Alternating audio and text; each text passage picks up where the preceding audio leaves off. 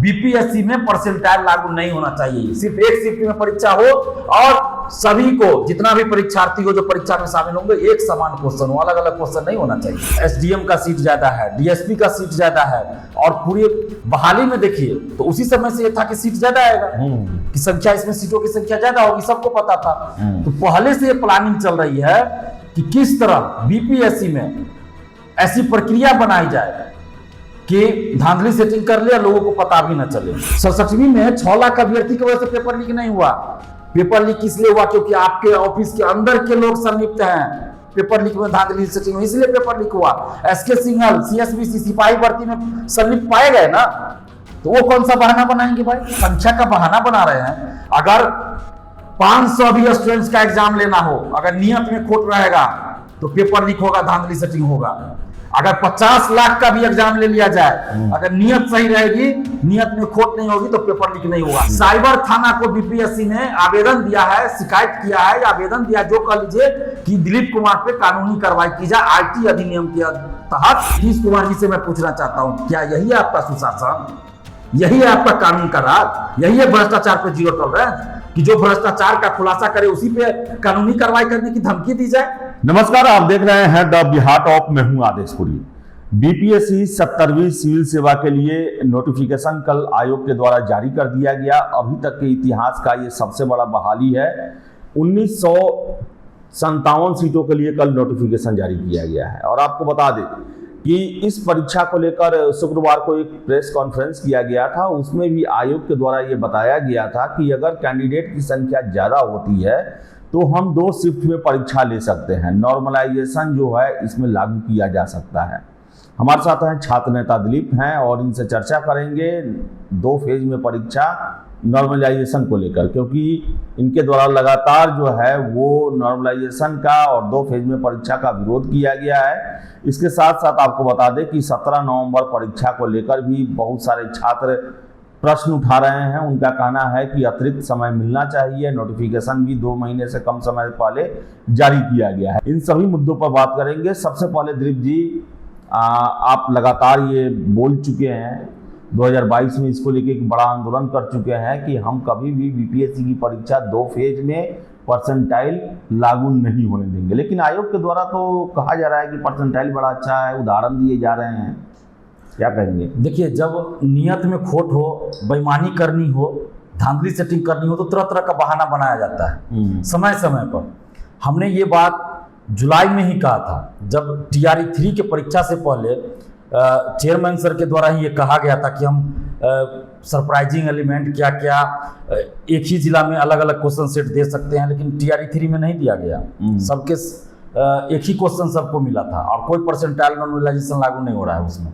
हमने उस समय भी कहा था कि ये टीआरई 3 में नहीं करने की प्लानिंग है, इनकी योजना 70वीं बीपीएससी में ऐसा करने की है।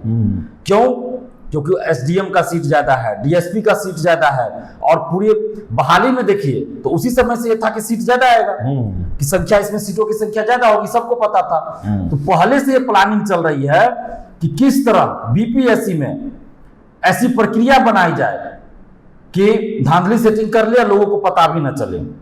जैसे आप 67वीं में देख लीजिए, 67वीं में पहले 6 लाख पर स्टूडेंट्स की परीक्षा हुई, पेपर लीक हुआ। 66वीं का भी पेपर लीक हुआ पीटी का, लेकिन नहीं एक्सेप्ट किया गया। 67वीं का भी एक्सेप्ट नहीं होता अगर हम मुख्यमंत्री जी को क्वेश्चन नहीं भेजते तो 67वीं को मुख्यमंत्री जी को क्वेश्चन भेजे, इसलिए मानना पड़ा। बीपीएससी तो नहीं मान रही थी शुरू में, तो फिर परीक्षा कैंसिल हुई। और उसकी जब पुनर्परीक्षा हुई तो आप याद कीजिए, पहली बार 6 लाख का एग्जाम लेना आसान था इनके लिए, लेकिन दूसरी बार 6 लाख का परीक्षा लेना आसान नहीं था। ये क्या तर्क दे रहे थे कि 6 लाख अभ्यर्थियों का परीक्षा लेना संभव नहीं है, पेपर लीक इसीलिए हुआ। अरे भाई, पेपर लीक इसलिए नहीं हुआ था कि 6 लाख अभ्यर्थी थे शामिल। 66वीं में कितने लाख अभ्यर्थी थे? बीपीएससी डाटा दे दे, उसका पेपर लीक कैसे हुआ? 67वीं में 6 लाख अभ्यर्थी की वजह से पेपर लीक नहीं हुआ। पेपर लीक इसलिए हुआ क्योंकि आपके ऑफिस के अंदर के लोग संलिप्त हैं। पेपर लीक में धांधली सेटिंग हुई, इसलिए पेपर लीक हुआ। एसके सिंघल सीएसबीसी सिपाही भर्ती में संलिप्त पाए गए ना, तो वो कौन सा बहाना बनाएंगे भाई? सिपाही भर्ती में भी ये तर्क देना चाहिए कि संख्या ज्यादा थी इसलिए पेपर लीक हुआ। वहां आया ना कि चेयरमैन जो है वो होम्योपैथ के डॉक्टर और उसकी बेटी को देता है क्वेश्चन सेट करने के लिए, 10% कमीशन लेता है। अब आप सोचिए, तो जब बीपीएससी ऑफिस के अंदर के लोग भ्रष्टाचार में संलिप्त रहेंगे, तब ये बात कहना कि 6 लाख या 10 लाख या 25 लाख स्टूडेंट है तो इसलिए हम 3 शिफ्ट 2 शिफ्ट में करेंगे नहीं तो पेपर लीक हो जाएगा, ये बरगलाने वाली बात है। संख्या की आप बात कर रहे हैं दिलीप जी, अब मान लीजिए कि इस बार दावा किया जा रहा है एक मैं उस पर भी आऊंगा, लेकिन ये संख्या की जो बात कर रहे हैं बीपीएससी के चेयरमैन सर, या इससे पहले के चेयरमैन भी किए थे अतुल प्रसाद जी, कि संख्या ज्यादा है इसलिए परसेंटाइल लागू करेंगे 2 शिफ्ट, लेकिन नहीं होने दिए ना। और ये जो संख्या की बात अभी कही जा रही है, तो 64वीं में कितनी संख्या थी अभ्यर्थियों की, जरा बताए ना बीपीएससी। 10 लाख था कि 15 लाख था 64वीं बीपीएससी में? 56 से 59वीं में कितनी संख्या थी अभ्यर्थियों की, जरा बताए।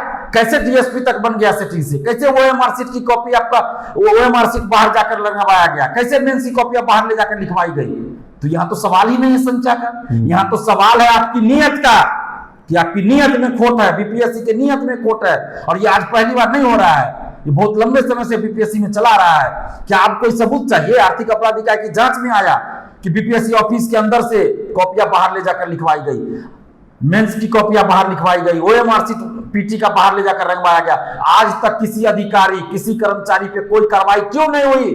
वो कौन है बीपीएससी का अधिकारी, कौन है कर्मचारी जिसने ये काम किया? क्यों नहीं उसका नाम उजागर हुआ? क्यों नहीं उस पर कार्रवाई हुआ? अभी तक वो लोग बीपीएससी ऑफिस के अंदर मौजूद है और इस संख्या का बहाना बना रहे हैं। अगर 500 भी स्टूडेंट्स का एग्जाम लेना हो, अगर नियत में खोट रहेगा तो पेपर लीक होगा, धांधली सेटिंग होगा।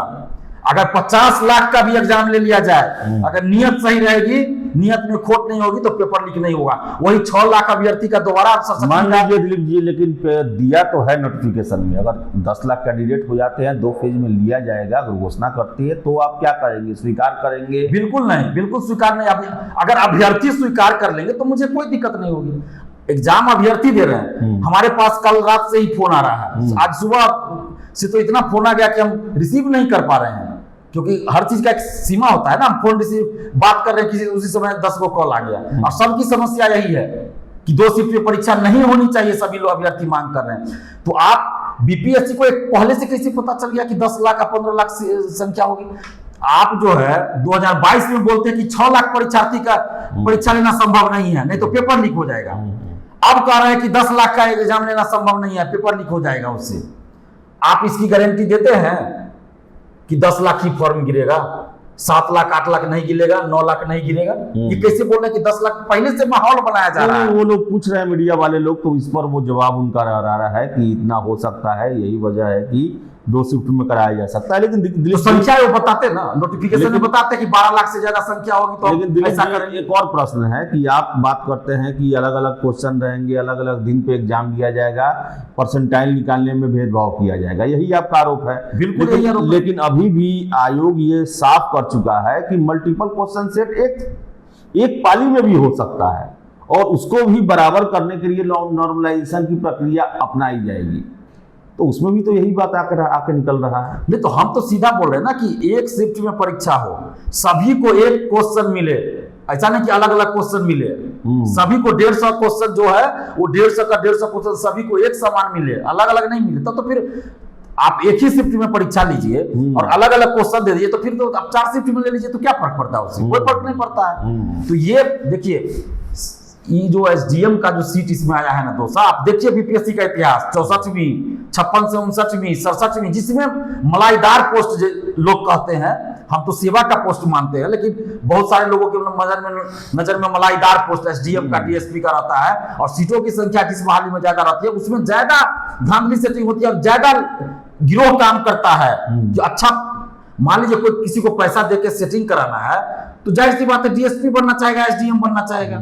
जिसका जो हो, पुलिस सेवा में जाना तो डीएसपी बनना चाहिए। क्यों वो पैसा देगा भाई कि नीचे के पद पे जाए? जब पैसा ही देके नौकरी लेना है तो जाहिर सी बात है एसडीएम बने या डीएसपी बने ही चाहेगा हर कोई। अब कुछ लोग ऐसे हैं अपवाद स्वरूप जो सेटिंग भी करा देते हैं, रैंक 1 2 3 भी आ जाता है, फिर भी वो एसडीएम का पोस्ट डीएसपी का नहीं लेते हैं, नीचे का पोस्ट लेते हैं जानबूझकर कि फंसे नहीं।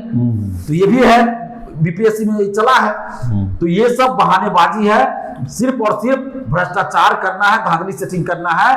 और बीपीएससी ने इसीलिए मेरा ट्विटर अकाउंट बंद करने का प्रयास किया है।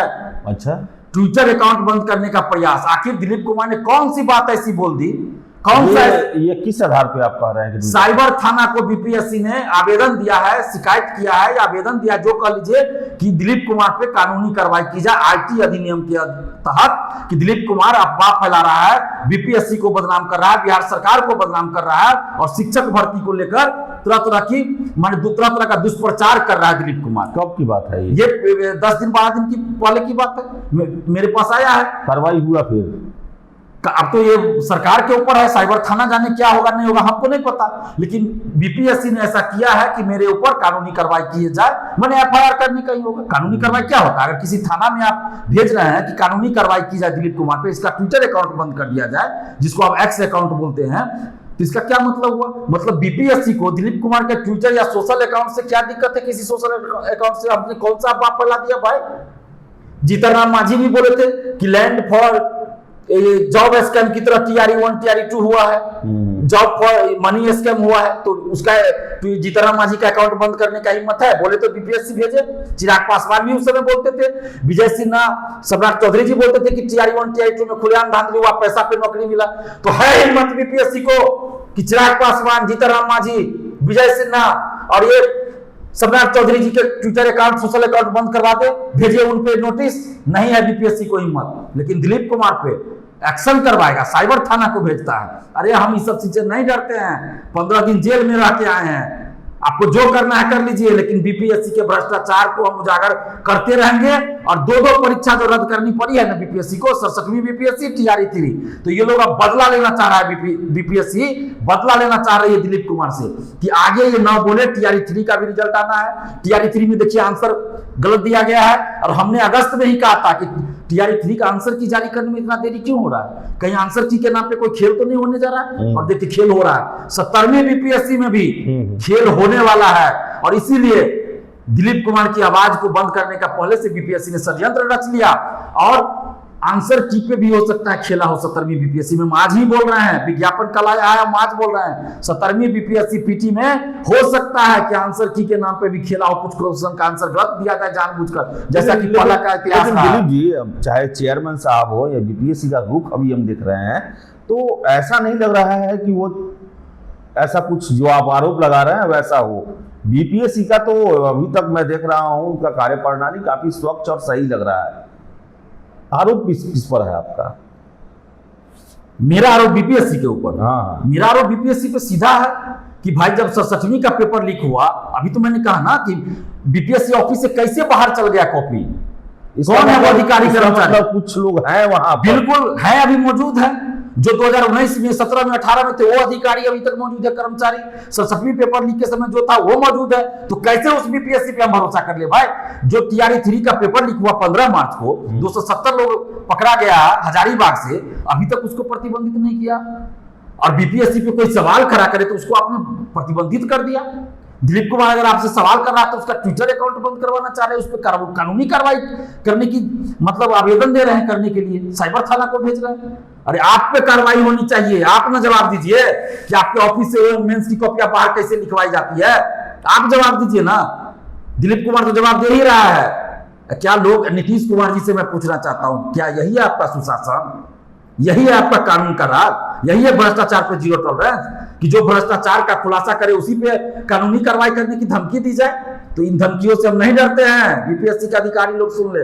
और बीपीएससी में परसेंटाइल लागू नहीं होना चाहिए, सिर्फ एक शिफ्ट में परीक्षा हो और सभी को, जितना भी परीक्षार्थी हो जो परीक्षा में शामिल होंगे, एक समान क्वेश्चन हो, अलग अलग क्वेश्चन नहीं होना चाहिए। दिलीप जी, ये 17 नवंबर परीक्षा, अगर इनकी कैपेसिटी नहीं है तो इस्तीफा दे दे। चेयरमैन सर को अगर लगता है कि हम परीक्षा लेने में सक्षम नहीं है तो इस्तीफा दे दे भाई, छोड़ दे पद, छोड़ दे।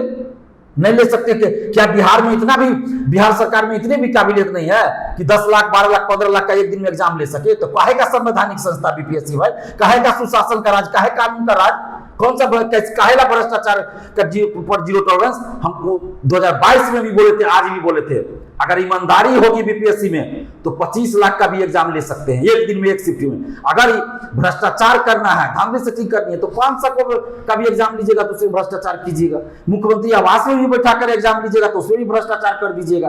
तो ये सिर्फ बहाने बात, बीपीएससी ऑफिस के अंदर भी आप एग्जाम लीजिएगा तो उसमें भ्रष्टाचार कर दीजिएगा। तो सबसे पहले तो भ्रष्टाचारी बीपीएससी ऑफिस के अंदर बैठा हुआ है, तो कैसे उस पर भरोसा कर ले हम? भरोसे लायक बीपीएससी नहीं है। किसी भी परिस्थिति में भरोसा नहीं किया जा सकता जब तक कि बीपीएससी ऑफिस के अंदर के वो सभी लोग जो भ्रष्टाचार में लंबे समय से संलिप्त बाहर नहीं होते हैं। और बीपीएससी ने ऐसा कौन सा काम किया है जिस पे हम भरोसा कर ले, जरा बताएं ना। 270 लोगों को प्रतिबंधित नहीं किया गया, जिन लोगों पे आरोप लगा वो लोग बीपीएससी ऑफिस के अंदर है, मेंस की कॉपियां बाहर ले जाकर लिखवाई गई, पीटी का ओएमआर शीट बाहर ले जाकर रखवाया गया। तो कैसे भरोसा कर ले? 15 मार्च को जब पेपर लीक हुआ, आर्थिक अपराध इकाई ने जांच कर दिया, जांच करके प्रेस रिलीज जारी किया था कि पेपर लीक है, सबूत है, उसके बाद भी ये परीक्षा कैंसिल नहीं कर रहे थे। अगर हम आंदोलन का आह्वान नहीं करते तो ये परीक्षा रद्द नहीं करते। परीक्षा की बात हो रही है, परीक्षा 17 नवंबर को संभावित है। बहुत सारे छात्र, मैंने परसों एक वीडियो भी किया था और लगातार कल मैसेज भी आ रहा है, कमेंट में भी आ रहा है कि एग्जामिनेशन इतना बड़ा बहाली है, समय कम कर दिया गया, 2 महीने से कम समय रहा, नोटिफिकेशन आया, सारे डॉक्यूमेंट्स बनवाने होंगे। बहुत सारे छात्र दिल्ली में हैं और ईडब्ल्यूएस है, रिजर्वेशन कैटेगरी से आते हैं। उनका कहना है कि हम फिर बिहार आएंगे, 3-4 दिन हमको डॉक्यूमेंट्स बनवाने में लगेगा, फिर से अगला महीना जो है त्यौहार का महीना है, कितना भी आदमी इनकार करे लेकिन उससे जुड़ा जरूर रहेगा।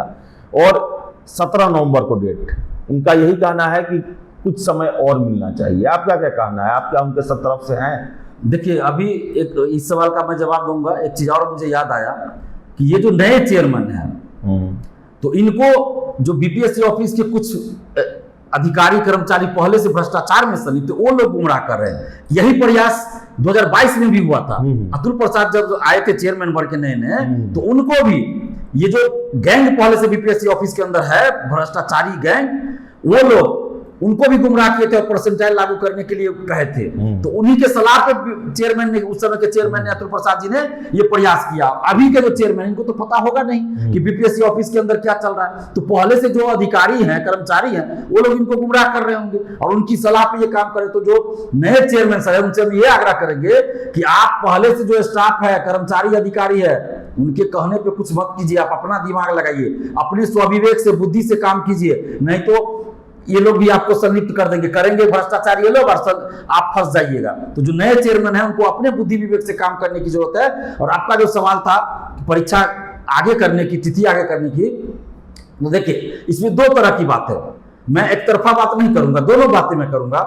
कि पहली बात कि बीपीएससी की परीक्षा है, पीटी की परीक्षा कैलेंडर के अनुसार 30 सितंबर को होना था।